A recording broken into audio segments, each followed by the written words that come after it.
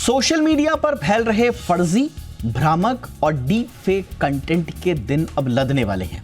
सरकार ने इस दिशा में बड़ा और सख्त कदम उठाया है और अब एआई से बने हर कंटेंट पर साफ साफ लेबल लगाना अनिवार्य कर दिया है और डीप फेक जैसे आपत्तिजनक कंटेंट की शिकायत मिलते ही 3 घंटे के भीतर उसे हटाना होगा नए नियमों के तहत। ऐसे में सोशल मीडिया कंपनियों की जवाबदेही पहले से कहीं ज्यादा बढ़ने वाली है।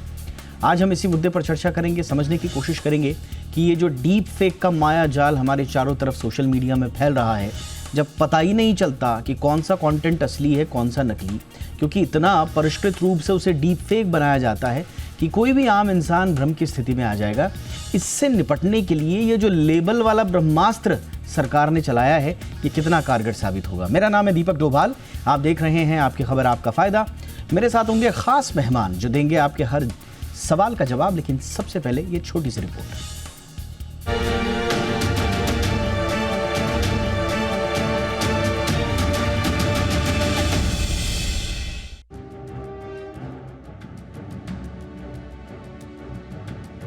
सोचिए एक दिन आपको पता चले कि आपका चेहरा, आपकी आवाज, आपकी स्टाइल सब कुछ कॉपी करके इंटरनेट पर एक वीडियो चल रहा है, जबकि आपने ऐसा वीडियो बनाया ही नहीं। डीप फेक का खेल अब इतना खतरनाक हो चुका है कि असली और नकली में फर्क करना मुश्किल होने लगा है और इसी बढ़ते खतरे पर अब सरकार ने बड़ा कदम उठाया है। केंद्र सरकार ने आर्टिफिशियल इंटेलिजेंस यानी एआई से बने कंटेंट पर सख्त नियम लागू कर दिए हैं। नई गाइडलाइन की अधिसूचना भी जारी कर दी गई है और ये नियम 20 फरवरी 2026 से लागू होंगे।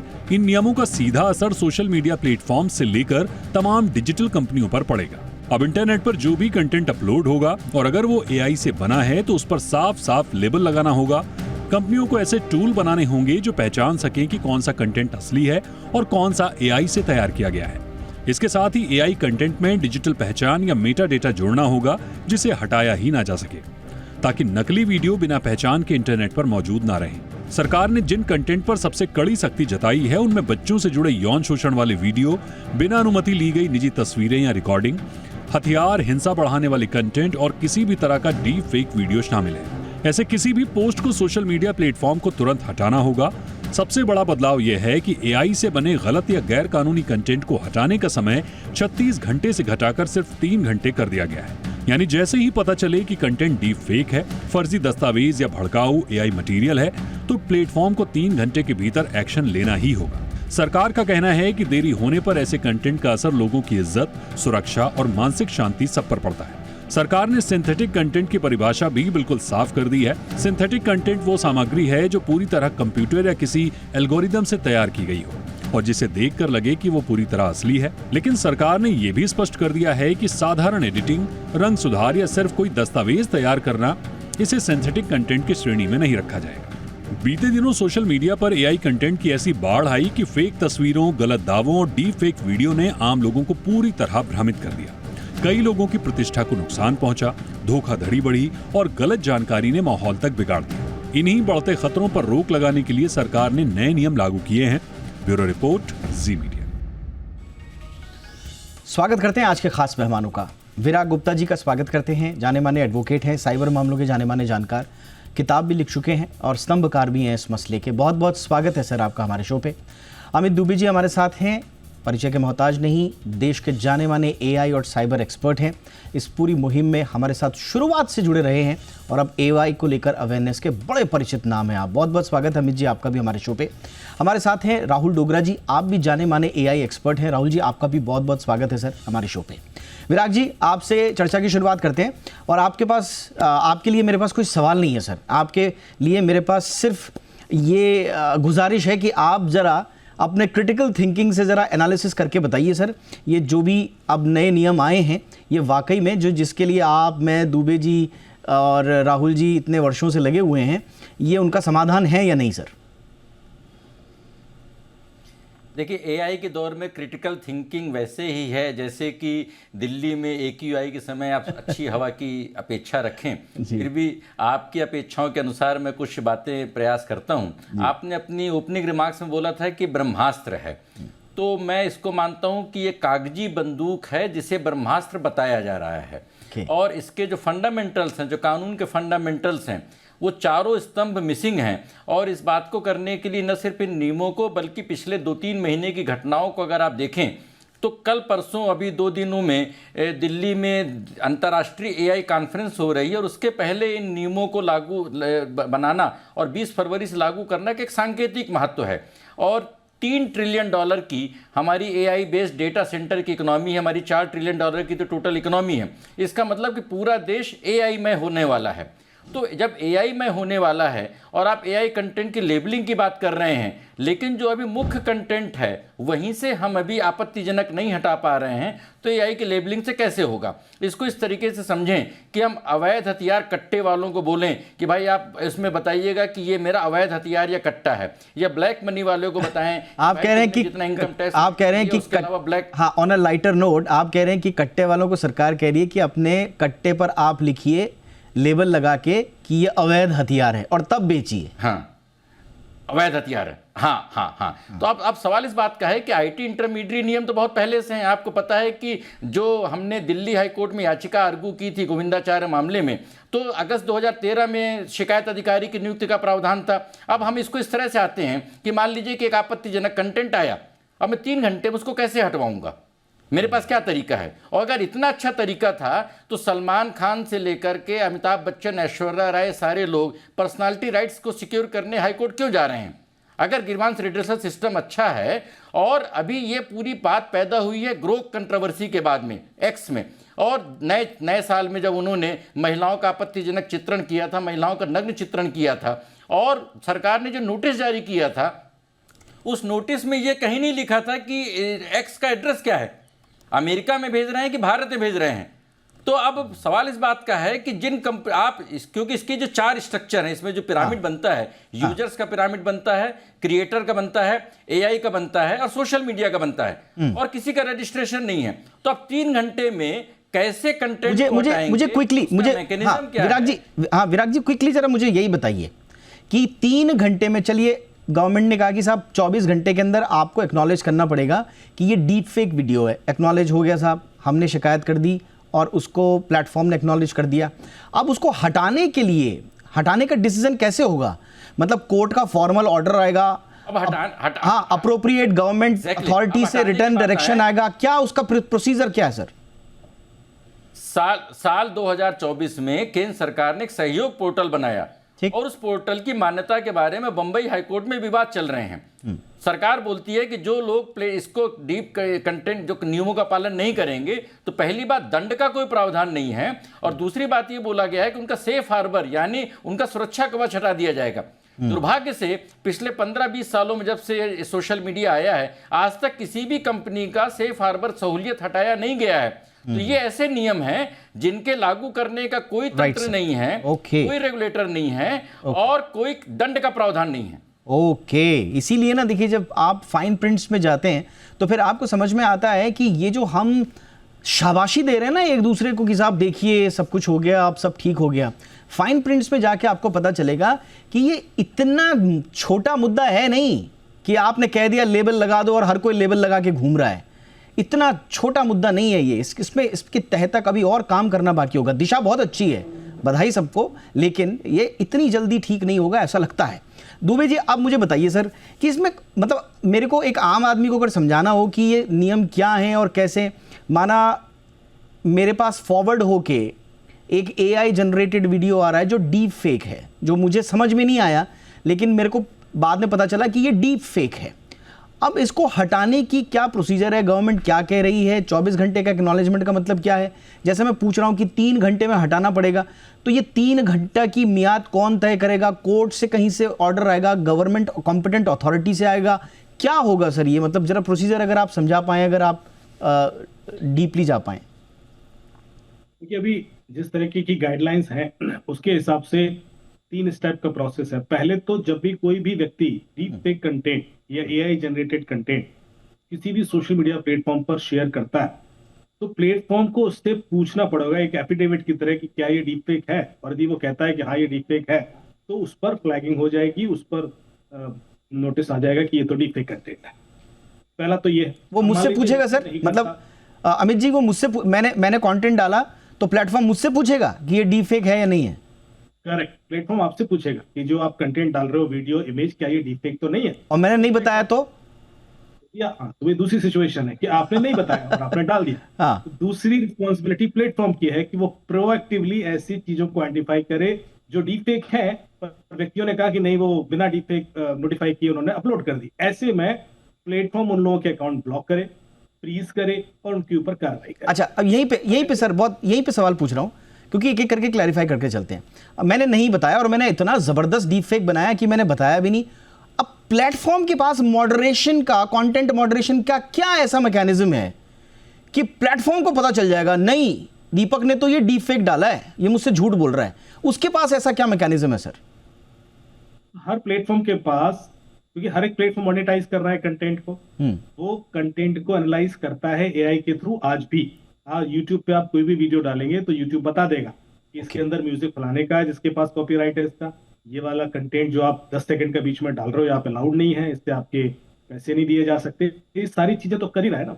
अब आपको ये भी देख, ये और एडिटिंग का भी उसको पता पड़ जाता है। यूट्यूब के पास, फेसबुक के पास, इंस्टाग्राम के पास एआई डिटेक्शन टूल भी है, लेकिन वही है कि क्या वो उस चीज को अपने फायदे के लिए इस्तेमाल करेगा या लॉ के हिसाब से चलेगा। आज की डेट में यदि वो इस तरह के कंटेंट ब्लॉक करने लगे तो बहुत सारा रेवेन्यू इम्पैक्ट भी करेगा, क्योंकि बहुत सारी मार्केटिंग एआई कंटेंट के थ्रू हो रही है और वो चाहते हैं कि रियलिस्टिक लगे, वो चाहते हैं कि ऐसा कोई भी वाटर मार्किंग उस चीज को डिग्रेड ना करे। ये सब कारण हो सकते हैं, लेकिन आज की डेट में टेक्नोलॉजी वाइज कोई चैलेंज नहीं है। ये सारे प्लेटफॉर्म खुद डिटेक्ट कर सकते हैं कि ये जो कंटेंट आ गया है ये एक्चुअली डीप फेक कंटेंट है, एआई जनरेटेड है और इस व्यक्ति ने नहीं बताया। तो ऐसे में उसके खिलाफ क्रेडिबिलिटी रेटिंग कम कर दी जाए, उसको ब्लॉक कर दिया जाए, उसका अकाउंट फ्रीज कर दिया जाए, जो भी एक्शन है वो ले। लोगों को डिटरेंट तो हो। तीसरा जो पावर मांग रही है सरकार वो ये कि 3 घंटा वाली जो बात है कि कल के दिन कोई रिक्वेस्ट ऐसी आती है कि भाई ये कंटेंट की वजह से ये बिल्कुल मिस इन्फॉर्मेशन है and this is a serious concern, तो उसको 3 घंटे के अंदर रिमूव कर पाओ। ये जो 3 एक्सपेक्टेशंस हैं इस गाइडलाइन की वो ये क्लियर है। ये मैं पहले सिंपलीफाई कर दूं। ठीक। अब आप, हाँ सर आगे। ऑल राइट सर, बिल्कुल सही। ये बहुत ज़रूरी था समझना कि कैसे इसका पूरा का पूरा मैकेनिज्म होगा। और इसमें जो मॉडरेशन की जो बात है, आप बता रहे हैं कि टेक्नोलॉजी है सबके पास, वो करते नहीं है। और बहुत मारक आपने एक सवाल उठा दिया कि अगर मॉडरेशन करने लगे और हटाने लगे तब तो रेवेन्यू भी बहुत ज़्यादा इम्पैक्ट होगा। और यही सवाल मेरा राहुल जी से है।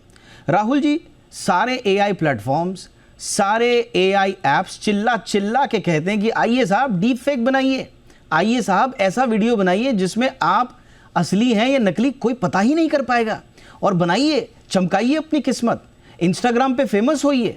कंटेंट बनाना आपके बाएं हाथ का खेल, और किसकी शक्ल लगानी है, किसकी आवाज़ लगानी है, मेरे प्लेटफॉर्म पे आओ। अब अगर सरकार ने ये कह दिया कि साहब यहाँ पर तो एक लीगल क्लॉज लगा दिया, लेबलिंग लगाइए, तो क्या वाकई में ये प्लेटफॉर्म्स ऐसा करेंगे सर? सच में क्या गवर्नमेंट की गाइडलाइंस को ये फॉलो करेंगे? जैसा कि बता रहे हैं कि अगर फॉलो करने चल पड़े तो फिर पैसा कहां से आएगा? सर ये बहुत बहुत अनरियलिस्टिक अप्रोच है। उसके पीछे रीजन ये है कि अगर ये गाइडलाइंस फॉलो करने लग जाएं तो जिस तरीके से वो मोनेटाइज कर रहे हैं, जो उनका मॉडल है, वो सारा पर्पस से डिफीट हो जाएगा। जो ये गाइडलाइंस हमें डिफाइन कर रही है, 3 आवर्स हमारा जनरल अनलॉफुल कंटेंट डिलीट करने का है और 2 आवर्स इमरजेंसी कैटेगरी का डिलीट करने का है। ठीक। बट प्रैक्टिकली ये पॉसिबल नहीं है। पेपर्स पे ये अच्छा लग रहा है। अगर आपके बात करते हैं कंटेंट मॉडरेशन की, आप किसी भी सोशल मीडिया कंपनी को आप उठा लीजिए, चाहे वो इंस्टाग्राम हो, चाहे वो ट्विटर हो, चाहे वो कोई भी कंपनी हो, हर कंपनी क्लेम करती है कि 99% उनका जो एल्गोरिथम है, जो उनका मॉडल है, वो फर्स्ट लेवल पे ही वो फिल्टर कर रहा है डीफेक और जो भी अनलॉफुल कंटेंट है। ओनली 1% जो है जो प्लेटफॉर्म पे वेट होकर आ रहा है। इसके पीछे एक और चीज है, मिलियन बिलियन इमेजेस हमारे प्लेटफॉर्म पे डेली अपलोड होती हैं। ह्यूमन इंटरवेंशन नेग्लिजिबल है, क्योंकि we are moving towards automation. हमने सब कुछ मशीन लर्निंग पर ही छोड़ दिया है। और उसके अंदर हमें भी पता है, मैं एक्स का आपको एग्जांपल देता हूं। अगर आप एक्स को आप थरोली रिव्यू करें, आपको भी पता है किस टाइप की कैटेगरीज के किस टाइप की इमेजेस वहां पर अवेलेबल है। 100% इसका एडहेरेंस बिल्कुल भी पॉसिबल नहीं है। 3 आवर्स में उसको कंट्रोल करना, उसको प्लेटफॉर्म से उसको रिमूव करना, वो तभी पॉसिबल है जिस समय कोई एक स्पेसिफिक यूजर रिपोर्ट करेगा और वो एस्केलेट होगा। हर इमेज को, हर वीडियो को मैन्युअली गेज करना, ऑडिट करना, हमारे मॉडल भी इतने स्ट्रिक्ट नहीं है, हमारे मॉडल्स भी इतने रिफाइंड नहीं है कि ये प्रैक्टिकली पॉसिबल हो पाए। 99% एक्यूरेसी हर कोई कंपनी डिफाइन करती है, उसकी प्रैक्टिकलिटी हमें भी पता है। कोई भी मॉडल 70-80% की एक्यूरेसी से ऊपर कोई भी ऑपरेट नहीं कर पा रहा है।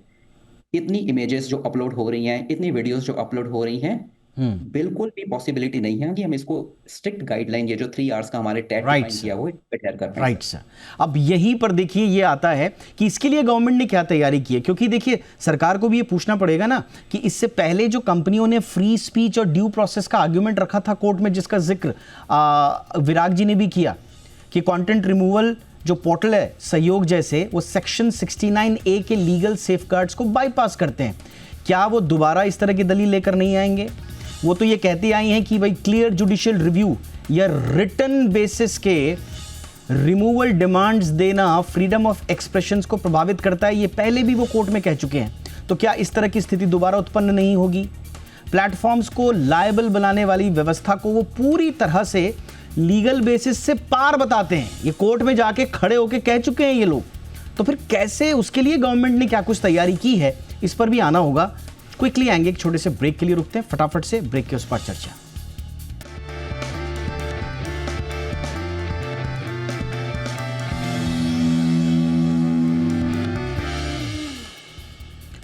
स्वागत है ब्रेक के बाद। सेगमेंट में समय कम है, लेकिन क्विकली तीनों हमारे मेहमानों से मैं उनके रिएक्शंस लूंगा।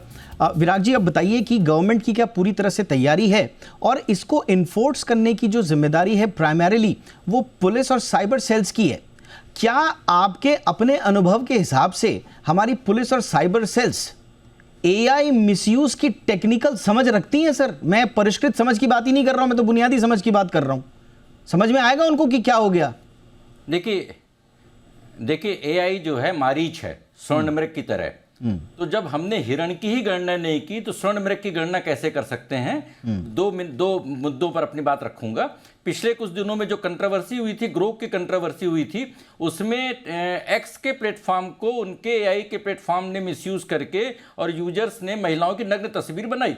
और सरकार ने जब आदेश जारी किया तो उसने एक्स ने बोला कि साहब हमारी गलती नहीं है, जो बना रहा है उसकी गलती है। जो एआई प्लेटफॉर्म है क्या भारत में रजिस्टर्ड, उसकी जिम्मेदारी क्या तय की? और लाखों महिलाओं की नग्न तस्वीर बनाने के बाद उनके खिलाफ क्या आपराधिक कार्रवाई की? इसका मतलब कि हमारे कानून तो सब हैं, बीएनएस भी, आईटी एक्ट भी है, पॉक्सो है, सारे कानून है, पर हमने एक्शन नहीं लिया। तो ये पहली बात है। अभी एक लापता बच्चों और महिलाओं के बारे में जो रिपोर्ट एक फेक चल रही है दिल्ली पुलिस के नाम पर, और कहा जा रहा है कि वो किसी पिक्चर का पेड कैंपेन है और वो भी सब एआई के माध्यम से हो रहा है। हमने क्या एक्शन लिया? प्रश्न इस बात का है कि जो ये नियम बनाए जा रहे हैं, इस समय भारत में 3 संगठित बड़े अपराध हो रहे हैं सोशल मीडिया के माध्यम से। नाबालिग बच्चे सोशल मीडिया ज्वाइन कर रहे हैं गैर कानूनी तरीके से, पोर्नोग्राफिक कंटेंट उपलब्ध है, 1/3 यूजर्स और फॉलोअर्स बोगस हैं। लेकिन ये कंपनियां जानती हैं, जैसा अभी अमित भाई इन लोगों ने बोला कि अगर किसी मिठाई की दुकान वाले को बोलो कि शुगर बढ़ाने वाली मिठाई को अलग कर दो तो उसकी तो दुकान बंद हो जाएगी, या जंक फूड वाले को बोलो कि भाई तुम जो अस्वास्थ्यकर चीजें बंद कर दो। तो ये कंपनियां, इन कंपनियों का कारोबार इन अवैध गतिविधियों से ही बढ़ता है और इन्हीं को आप जिम्मेदारी सौंप रहे हैं। तो मुझे नहीं लगता है कि भारत के पास कानूनी या रेगुलेटरी मैकेनिज्म है इस पूरी चीजों को रोकने के लिए। एब्सोल्युटली, ये बड़े चैलेंजेस हैं और इसीलिए हम कह रहे हैं कि इसमें काम अभी बाकी है। अमित जी, अब मुझे बताइए, एक सवाल आया है मेरे पास मेरे कलीग का कि अगर विदेश से किसी ने डीप फेक वीडियो अपलोड कर लिया है और वो किसी भारतीय के हितों को प्रभावित करता है, बाहर से कहीं हुआ है, तो भी क्या उस पर ये गाइडलाइंस इंटरमीडियरीज पर लागू होंगी? सर देखिए, एज लॉन्ग एज उस कंटेंट का कंजम्पशन इंडिया जुरिडिक्शन में हो रहा है तो डेफिनेटली ये गाइडलाइन लागू होंगी। सवाल ये है कि ये कैसे लागू होंगी, क्योंकि उस व्यक्ति को आप फोर्स नहीं कर सकते। लेकिन नहीं सर, नहीं सर, जैसे मैंने कंटेंट अपलोड किया, मेरे को मेरा वो प्लेटफॉर्म पूछेगा कि क्या ये डीप फेक है नए रूल्स के अकॉर्डिंग, तो वो तो मुझे पूछेगा ना, वो मैं हिंदुस्तान में पूछेगा। पाकिस्तान में पूछने की बाध्यता तो नहीं है, पाकिस्तान में तो अपलोड हो जाएगा। और आप तो पाकिस्तान का कंटेंट भी देख रहे हो। हाँ, आपके सामने तो पाकिस्तान वाले भी। हाँ, और अगर पाकिस्तान में बैठे हुए लोगों ने पूरा डीप फेक कैंपेन चलाने की कोशिश की तो क्या कर लेगा इंटरमीडियरीज और क्या कर लेंगे हम? तो इसीलिए वो जो दूसरा पावर दी गई है वो इसीलिए दी गई है कि आपको प्रोएक्टिवली भी ये करना पड़ेगा। हाँ, मतलब फिर तो तब उस केस में हमको शिकायत करनी पड़ेगी। हाँ, शिकायत करनी पड़ेगी या इनको प्रोएक्टिवली इस तरह के कंटेंट आइडेंटिफाई करके उस पर वो लेबलिंग करनी पड़ेगी या उसके खिलाफ एक्शन लेना पड़ेगा। सर लेकिन अमित जी आपसे बेहतर कोई नहीं जानता इस चीज को, आप देश के बहुत बड़े जानकार हैं इस मामले में। शिकायत तो अमित जी मैं तब करूंगा ना जब मेरे को समझ में आएगा कि ये डीप फेक है। अभी वो बता रहे हैं लापता बच्चों वाली बात, समझ में नहीं आ रहा है, लोग सच मान के बैठे हुए हैं। शिकायत कब करेंगे, कौन करेंगे, तब तक तो काम हो चुका। नहीं, बिल्कुल सही बात है। देखिए, प्रैक्टिकली ग्राउंड लेवल पर इस चीज को एग्जीक्यूट करना स्ट्रेट फॉरवर्ड नहीं है। आप ये एक्सपेक्ट कर ही नहीं सकते कि हर एक कंटेंट के लिए कोई शिकायत आएगी, क्योंकि जैसा कि विराग जी ने कहा कि आज भी ग्रीवेंस रिड्रेसल मैकेनिज्म इनका है ही नहीं। आज भी, चलिए डीप फेक छोड़िए, जो दूसरी शिकायतें हैं उसका निवारण नहीं हो रहा है। फेसबुक जवाब ही नहीं देता है या दूसरे प्लेटफॉर्म है, जबकि ये गाइडलाइन आज से 4 साल पहले आ चुकी है कि आपको नोडल ऑफिसर अपॉइंट करना होगा, ग्रीवेंस ऑफिसर अपॉइंट करना होगा, कंप्लायंस ऑफिसर अपॉइंट करना होगा, जिसके ऊपर काफी हमने डिबेट भी की। जब वही सिस्टम एग्जीक्यूट नहीं हुआ, क्योंकि पेनल्टी नहीं है, अब वो सीधी नहीं कर रहे हो तो क्या सजा देने वाले हो, तो ये तो होता ही है। गाइडलाइन आ जाती है, उसके बाद उस चीज का ग्राउंड लेवल पर इम्पैक्ट नहीं दिखता, क्योंकि सामने वाला उसको उस तरीके से एग्जीक्यूट करता नहीं। इस वाले केसेस में आपका सवाल बहुत वैलिड है, वेरी इंटरेस्टिंग, कि हम इंडिया में चलो इस चीज को फिर भी लोगों से एक्सपेक्ट करें, लेकिन बाहर वाले नहीं करेंगे तो उनके कंटेंट का क्या। और एक चीज और, कि जितने इस तरह के नैरेटिव होते हैं एआई बेस्ड, वो बाहर से ही पोस्ट होते हैं, एब्सोल्युटली, वो इंडिया से कम होंगे। क्योंकि जब पॉलिटिकल कंटेंट चल रहे होते हैं, हमने जब ट्विटर का जो नया फीचर आया था देखने के लिए कि कहाँ से हैंडल चल रहा है और उस पर पूरा डिबेट किया जी, तो पता पड़ा था करीब 10,000 15,000 ऐसे हैंडल्स थे जो बाहर से चल रहे जो बाहर से थे। ये बहुत बड़ा इशू है जिसको मेरे ख्याल से मद्देनजर रखना होगा। क्विकली राहुल जी, फिर समाधान कैसे होगा? देखिए, गवर्नमेंट के इंटेंशन पे कोई सवाल नहीं है, बहुत अच्छा काम कर रही है गवर्नमेंट, लेकिन क्या ये होमवर्क किया है या नहीं किया है, ये चीजें चेक करना बहुत जरूरी है। तो समाधान क्या हो sir? Rahul ji. Sir, intention पे कोई क्वेश्चन नहीं है, लेकिन प्रॉब्लम वही है कि इस गाइडलाइन को एडहेयर करना, ये सबसे बड़ा प्रॉब्लम रहेगा छोटी कंपनीज के लिए। अगर मैं आपको कहूँ इसका सॉल्यूशन देने के लिए हमें कोई हाई रिस्क यूज बनानी है, हमें क्विकली राहुल जी, अगर मैं पूछ पाऊं आपसे, ये कंटेंट मॉडरेशन टीम बैठाना, टेक्नोलॉजी लगाना, इसके लिए कॉस्ट भी तो बढ़ जाएगा। फिर वो कंपनीज तो बोल देगी कल के दिन हमारा कॉस्ट बहुत बढ़ रहा है साहब। सर, ऑपरेशन कॉस्ट आपका कम से कम 5x हो जाएगा। हम इस समय जो हमारी स्थिति है, मोस्ट ऑफ द कंपनी जो कंटेंट मॉडरेशन का काम कर रही हैं, वो अपने एम्प्लॉइज को रिडंडेंट कर रही है। उसके पीछे रीजन ये है, दे बिलीव दैट कि उनका जो मॉडल है वो ऑलरेडी इतना एक्यूरेट है, लेकिन वो रियलिटी नहीं है। एक कंपनी के लिए कंटेंट मॉडरेशन टीम एस्टेब्लिश करना, लेट्स से अगर हम उसको आउटसोर्स भी कर रहे हैं, उसके लिए एक अच्छी खासी कॉस्ट इन्वॉल्व होती है। ये प्रैक्टिकल इसलिए पॉसिबल नहीं है, मेटा, फेसबुक या कोई भी कंपनी जो बड़ी कंपनीज है फिर भी कर सकती हैं। छोटी कंपनीज जो इसके अंदर अभी एंट्री कर रही हैं इस पर्टिकुलर सेगमेंट में, उनके लिए बिल्कुल भी पॉसिबल नहीं है। हमें इस चीज को रेगुलेट करने के लिए, अगर मैं कहूँ कि आपको एक इंटरनल वॉर रूम क्रिएट करना है, आपको डेडिकेटेड कंप्लायंस ऑफिसर्स बिठाने हैं, आपको 24/7 ऑटोमेटेड पाइपलाइन क्रिएट करनी है, मॉनिटरिंग सेल बिठानी है, हाई रिस्क कंटेंट को क्रिएट करना, हाई रिस्क कंटेंट को क्रिएट करने के लिए स्पेसिफिक यूज डिजाइन करनी है। Right sir. तो इसके लिए एक मैन पावर का इन्वॉल्वमेंट रहेगा। एब्सोल्युटली, मैंने ये सवाल इसलिए पूछा कि कंपनी कह देंगी साहब हमारे बस की तो नहीं है, तो महंगा हो रहा है, सब्सक्राइबर पे ही डाल देंगे कि साहब आप सब्सक्रिप्शन बेस लेकर के आ रहे हैं, फिर आपकी फ्री स्पीच का क्या होगा? ये एक बहुत बड़ा सवाल है। मेरे पास वक्त खत्म हो चुका है, लेकिन विराग जी कुछ जाते जाते जोड़ रहे हैं, क्विकली सर, 5 से 6 सेकंड में। मुझे लग रहा है कि एआई इंटरनेशनल कॉन्फ्रेंस के पहले नैरेटिव बिल्डिंग है, लेकिन एक काउंटर प्रोडक्टिव हो सकता है, क्योंकि इन नियमों के अनुसार एआई की हर कंपनी अब इंटरमीडियरी है, जिसको भारत के नियमों का पालन करना जरूरी होगा। तो ये काउंटर प्रोडक्टिव हो सकता है। एब्सोल्युटली, यानी कि एआई समिट में ये मुद्दा छाया रहेगा। बहुत बहुत धन्यवाद, बहुत इंपॉर्टेंट ये इशू था। आप तीनों से हमने वक्त लिया, आपने वक्त निकाला। विराग जी बहुत बहुत शुक्रिया, Amit ji, Rahul Dogra ji, thank you so much. Show में इतना ही, अपना ख्याल रखिए, नमस्कार।